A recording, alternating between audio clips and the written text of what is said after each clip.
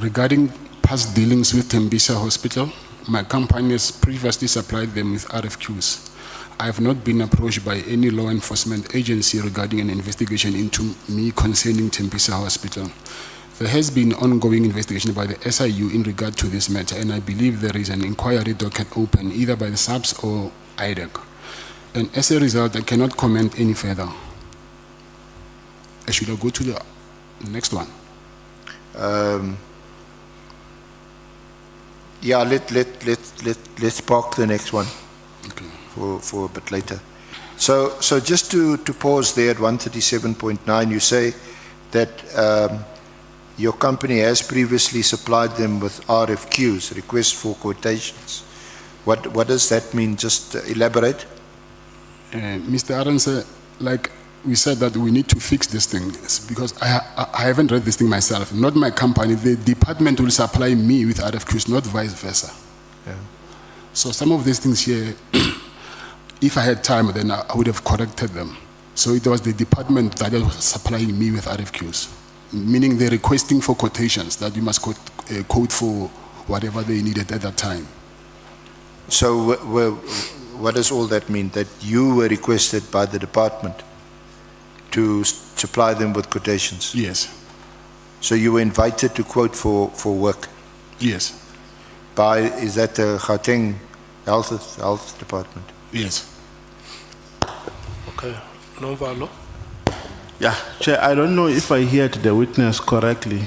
Mr. Matlala, did you say you did not read, you said this thing, so were you referring to a statement? The statement, yes. So you don't know what is contained in the statement? I know it's a draft, but now I wanted to go through it and correct where there's mistakes and then sign it. So it might, the statement might be having mistakes. Obviously, I just saw one now. And if there are mistakes, you will correct them later. That's what I wanted to do, yes. So it's possible that this committee is questioning you on a statement which has mistakes. It has mistakes. I just found one mistake as we speak. And you will correct them later. That's what I'm saying, yes. Okay, thank you. Mr. Matlala, you've seen these or what is recorded in this draft statement. Can you please just repeat that? I say you've seen what's in this draft statement. Yes. And you've discussed it with Mr. Forbay. Yes. Of course, you're now under oath. Yes. So what if I put something to you that's in this draft, which is incorrect or wrong, then you will correct us, isn't it? Of course, yes. So what I was asking you is about these RFQs. Why? Because it sounds to me that you don't, or you didn't have any track record in providing Medicare services from the time you bought this franchise in 2018 until you were awarded the SAPS contract in 2024. I did not have what? You didn't have a track record. You didn't have any contracts with private hospitals or with state hospitals to provide Medicare services. Isn't that so? Yes, that's, yeah, you are right. That is between 2018 and 2024. Yes.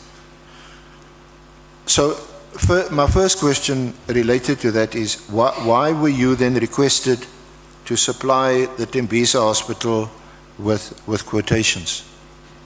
To do what? These RFQs. I didn't request Tembisa to supply me. Tembisa is the other way around. The Department of Health is requesting quotations from the companies that are on their database. So what they do is they just go to the CSD and then they just choose a random company from the CSD and then they will send those RFQs there. Yeah. So like anyone else, if you want to a state or a government contract, you make your application and you put all your details on the central the CSD, that what's it, the central something database, like we also have to do as council. So it's not anything to do with whether or not you had a track record of rendering this service.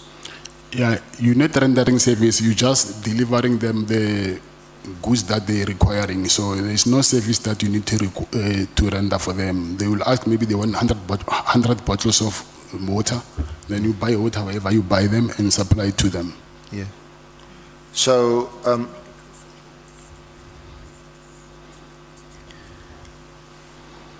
so on what basis do you think you would have been awarded the Medicare Swani contract when you had no track record of rendering Medicare services or Medicare supplies, although that is your stated business?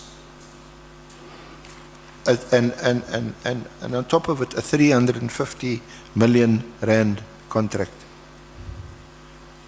Okay, if you buy a franchise, so you carry the profile of the holding company. So now I don't need, if I buy a KFC franchise, so the profile will always remain the profile of KFC. So it does not mean that because I bought the KFC from franchise, then I don't know how to cook chicken, and then they have to teach me how to cook that chicken. So I'm still using the recipe from the holding company of KFC to cook that chicken. So even the same as Medicare, the holding company is the one who's going to do the work. They have the track record. So,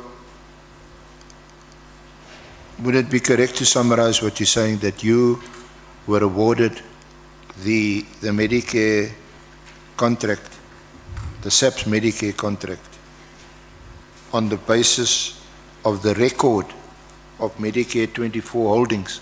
Yes, which I also supplied them with these documents of the franchise document and the holding company's document. But you applied, or you tendered rather, for the SAPS contract in the name of Medicare 24 Swani District, not in the name of Medicare 24 Holdings. Yes, it's a franchise, yes. And when you applied, or when you tendered for the contract, it was you in your name, and you were the sole director and 100% shareholder, is that right? Yes, that's right, yes. So we're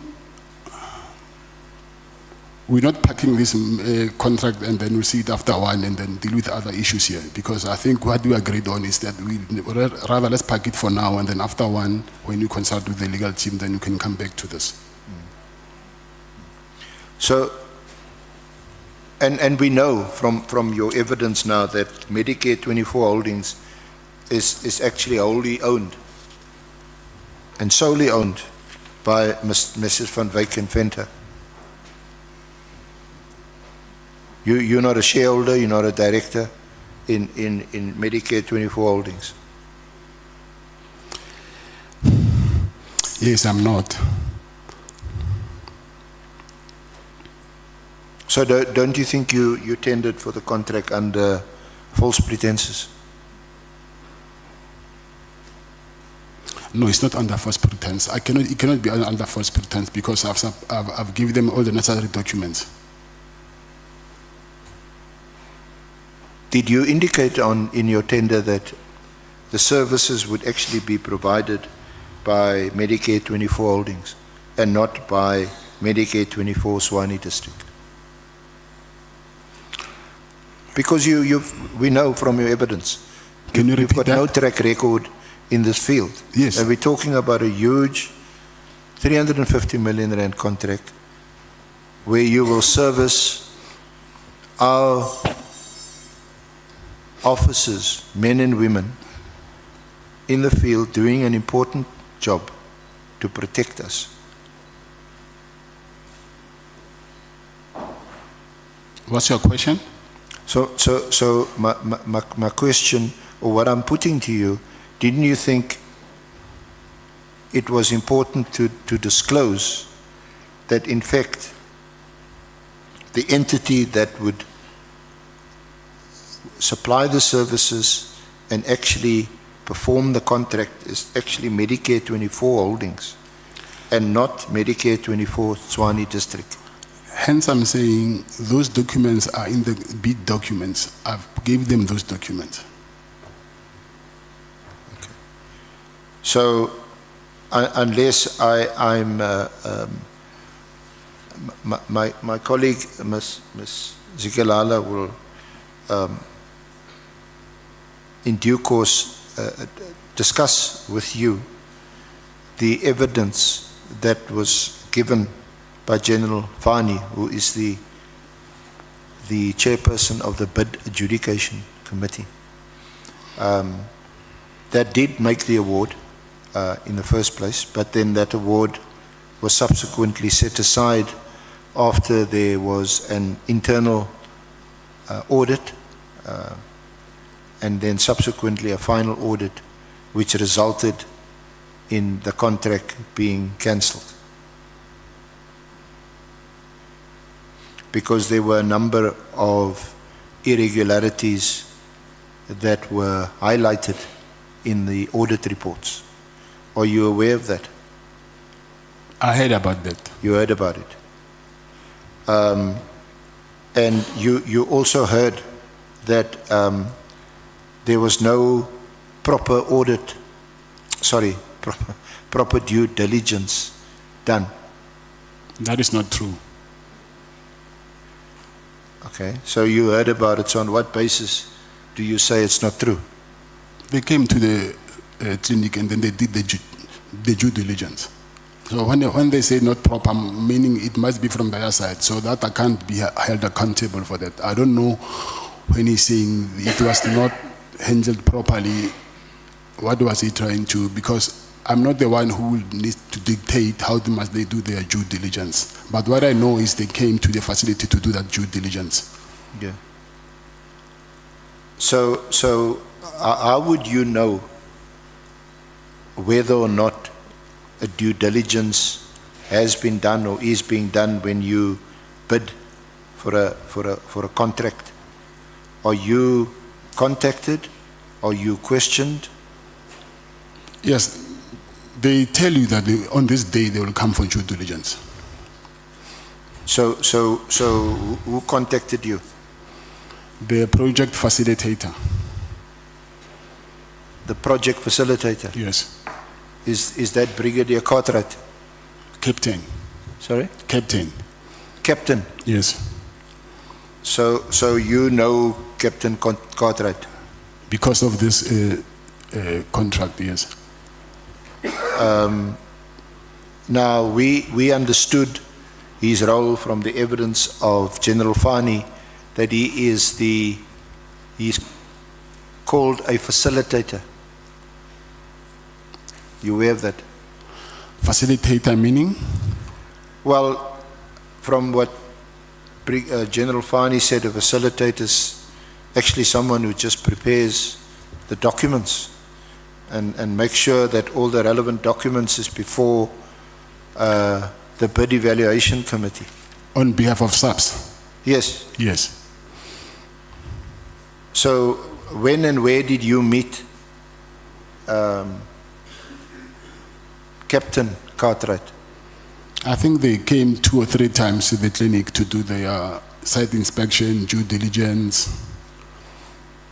And even when I went to sign the contract, I saw him as well.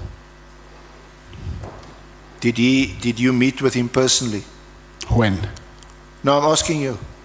Did you meet with It was not only him, it was him and other panel members. someone else? I'm saying it was not only him who came, it was him and other panel members from SAPS, from members of the, I think it's BEC or BAC, I'm not sure. So did he introduce himself as someone who is doing a due diligence on behalf of the bid evaluation committee? They all introduced themselves, not only him. How many of them were there?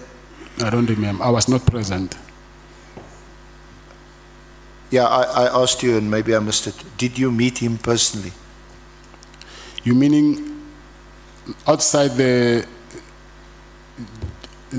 due diligence day, or what Well, do you mean? either in his capacity as the facilitator Because- of the bid evaluation committee, or in some other capacity, or in both. Have Because- you met? Because I met him when I went to sign the contract, yes. And then I also saw him once when he came to the office. And did you meet with him when he came to your office?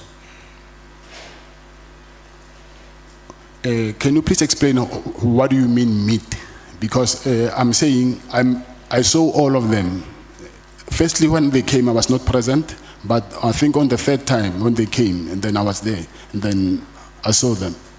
Yeah, And then they and- introduced themselves, then I will know. Yeah, I'm going on your words, Mr. Matlala, and whenever I don't, then you must correct me, okay? So I don't want to mislead you. You said you met him.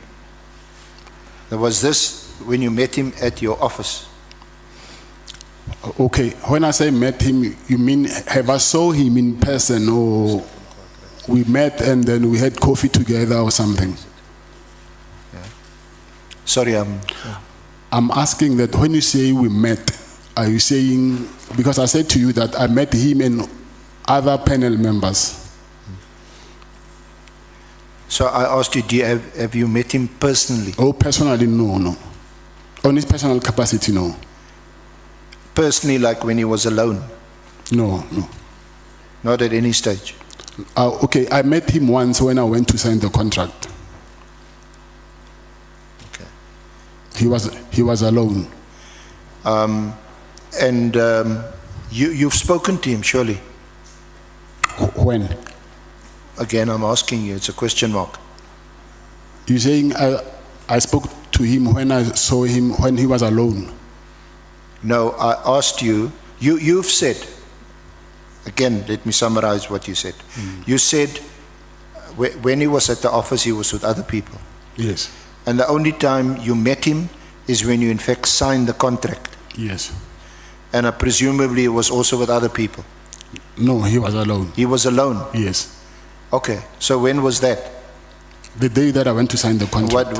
Give us a date or a month. I think it's the day I signed the contract. I should check I think it's in July, but In July, yeah. Yes, yeah. So that was obviously before the award was cancelled. Yes.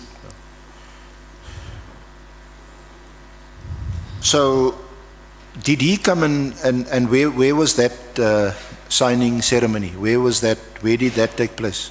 At SAPS supply chain, it's in Silverton, in Pretoria. Silverton, in Yes. Pretoria. Yes. And in what capacity were you then meeting him? Because I think you initially, or you said a few minutes ago, that when you first met him and others at the offices, they were from the bid evaluation committee. Yes, that's correct. Now I think by now, from a person who replies to requests for quotations and who submits tenders and so on, you know basically how it works. You make an application, there's people who sit in the office, there's many applications, they sift through it. Some people's application get thrown out because there's something or other that's not right, tax, VAT, or whatever. But then there's a shortlisting process, and then it goes to a bid evaluation committee, right?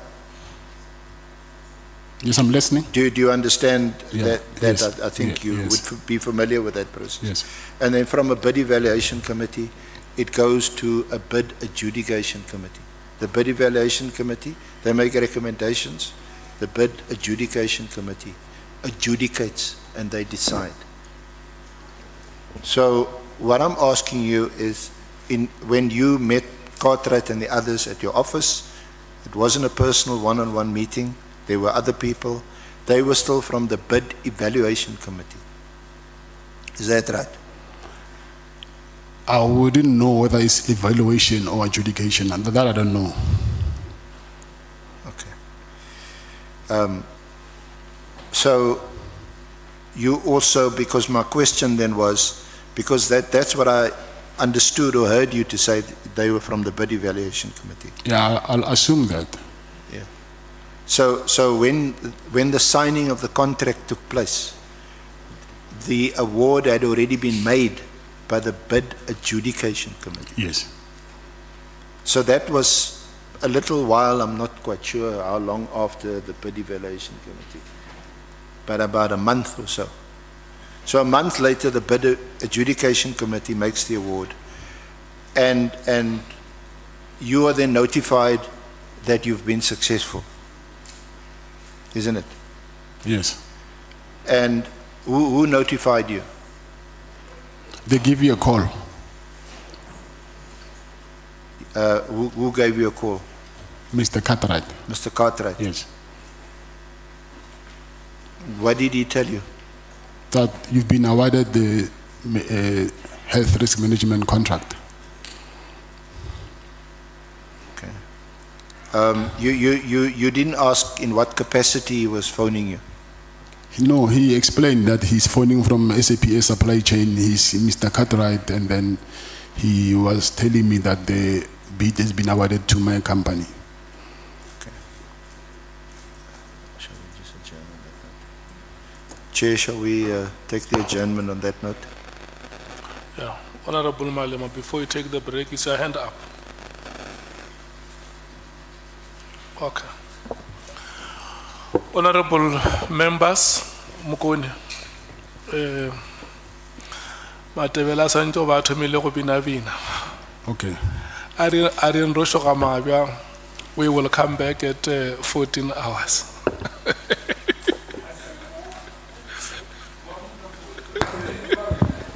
Chair, there are no interpreting services here. We don't have interpreting services, so sometimes you leave us. So you must take cognizance of that.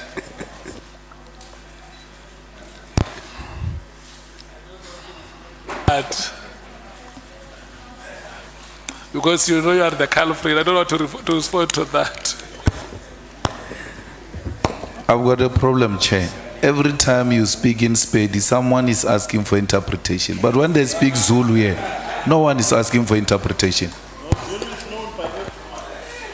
That's why I say, Mkhalaka, that the culprits are known. It's a dominant language, Zulu.